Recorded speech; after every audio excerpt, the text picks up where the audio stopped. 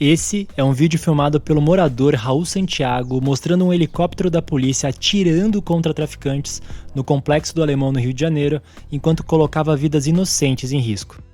Gente, o helicóptero tá dando tiro, mano, aqui pertinho de casa, velho. O bagulho tá sinistro. 2 helicópteros. Tá metendo bala, mano.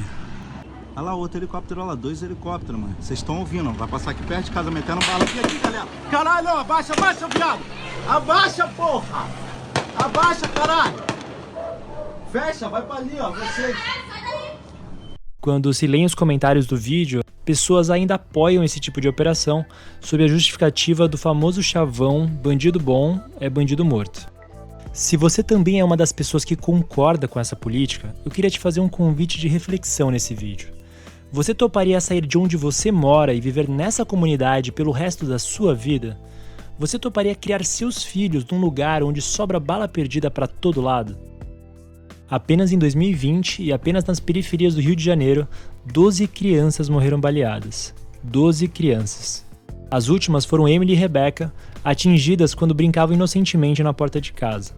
Independente se foram balas de traficantes ou da polícia, elas foram causadas sob o pretexto de uma guerra que é hipócrita, sem sentido e desnecessária. A suposta guerra que eu me refiro é a guerra às drogas. A guerra às drogas foi proposta em 1971 pelo presidente americano Richard Nixon e copiada por um número enorme de países, incluindo o Brasil, colocando as drogas como o inimigo número 1 da sociedade e então se iniciando uma campanha global de dura repressão estatal ao tráfico.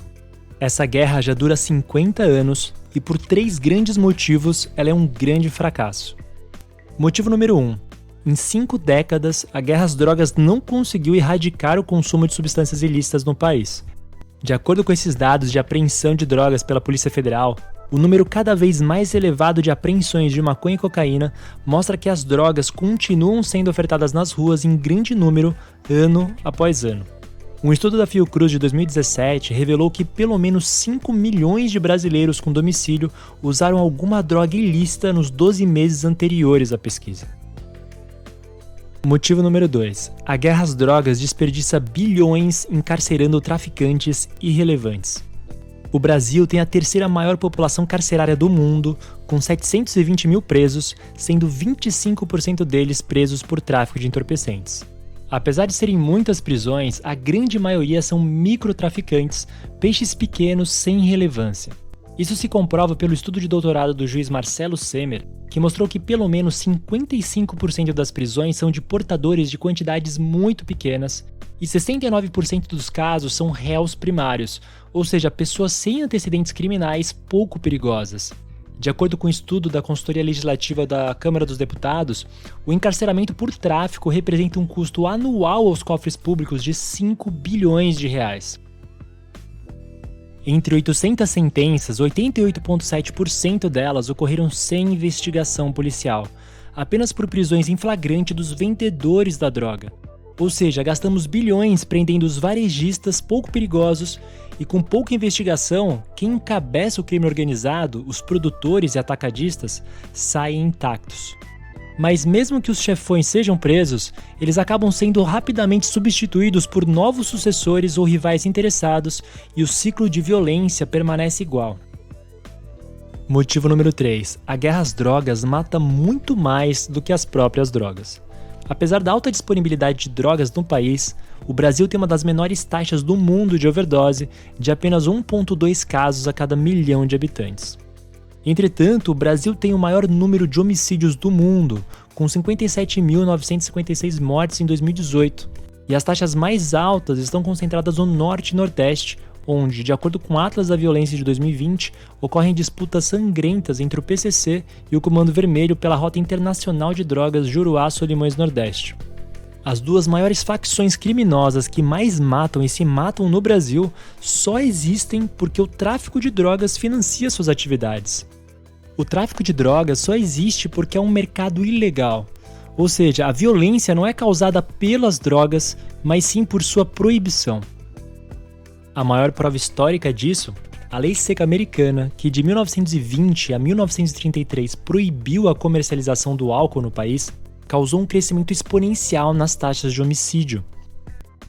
Al Capone, um dos maiores criminosos dessa época, chegou a faturar $1 bilhão em números corrigidos com o tráfico de álcool, criando uma onda de violência com centenas de mortes em confrontos com a polícia e com gangues rivais. Após a sua legalização em 1934, as taxas de homicídio caíram vertiginosamente, voltando para os níveis anteriores de normalidade. Não foi o álcool que criou a violência de Al Capone, mas a sua proibição. O que precisamos entender de uma vez por todas é que o traficante só tá de fuzil porque é a droga tornada ilegal que financia o tráfico e a compra do fuzil. Não há traficantes de álcool ou de cigarro portando fuzis por aí. Após mais de 50 anos de fracasso, a gente precisa encontrar uma nova alternativa à guerra para ontem. E existem apenas duas saídas para esse caos, ambas com prós e contras. Ou a gente mantém a proibição, com a única vantagem de dificultar um pouco o acesso a drogas perigosas e com as desvantagens que eu já citei, da onda violenta de homicídios, corrupção de autoridades, mortes de inocentes e crianças nas periferias e desperdício de dinheiro público com encarceramento e repressão policial. Ou nós regulamentamos o uso, produção e comercialização das drogas com as vantagens de quebrar o monopólio do crime organizado, cortando pela raiz a principal fonte de renda do narcotráfico, ocasionando uma redução da violência, junto com a redução de despesas de encarceramento e arrecadação de bilhões em impostos da comercialização dessas drogas. E tendo como desvantagem possivelmente aumentar o consumo problemático, a dependência e os danos de saúde pelo uso de drogas mais perigosas. Aí fica a questão, o que é melhor? Proibição e continuarmos engolindo a violência resultante dela, ou legalização para reduzir essa violência coletiva sob o risco de aumentar o consumo individual problemático? Para simplificar um tema complexo como esse, a pergunta certa a se fazer é: o que é menos danoso à sociedade? Quando pensamos em política de drogas, nunca haverá uma política perfeita. E como sociedade, a gente precisa simplesmente escolher o caminho que apresenta mais vantagens ou menos desvantagens. O único prejuízo da legalização, esse aumento de dependência química, na minha opinião, é um desafio a ser resolvido e nunca deveria ser um obstáculo em si. Considerando que o tabaco mata mais de 150 mil pessoas ao ano no país, e o perigoso álcool é uma droga glorificada na nossa cultura, com propaganda na televisão que associa seu uso a sucesso, conquista de mulheres e diversão, atropelar a liberdade individual do uso de algumas drogas, enquanto libera geral outras, é no mínimo hipocrisia. Nas palavras de Salo de Carvalho, professor de Direito Penal na Universidade Federal do Rio de Janeiro, um Estado que pretenda regular os hábitos da população será sempre um Estado autoritário.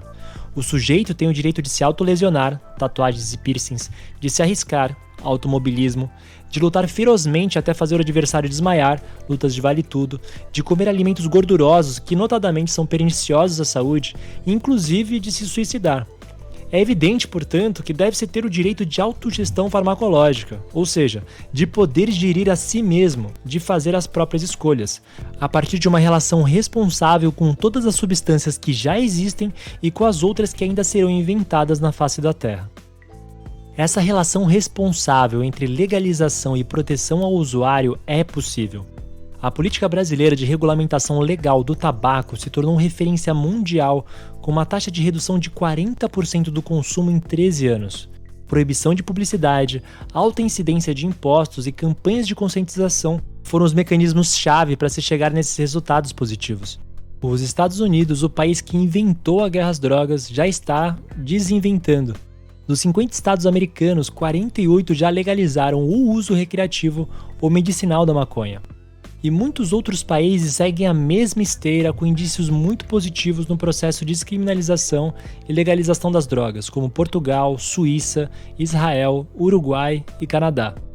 Nenhum país tem uma política perfeita, mas alguns avanços positivos já rendem aprendizados que podem ser muito úteis para uma futura mudança de legislação no Brasil. É um problema complexo e eu não acredito em soluções fáceis e mágicas nesse tema, mas o primeiro passo precisa ser dado.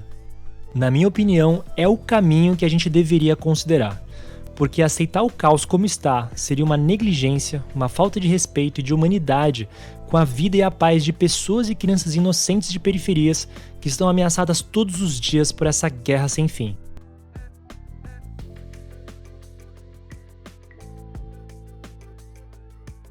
Se o meu conteúdo te ajuda e você quiser retribuir, dê o like, inscreva-se no canal e acione o sininho de notificações na opção Todas. Muito obrigado por sua visualização e a gente se vê em breve. Um abraço!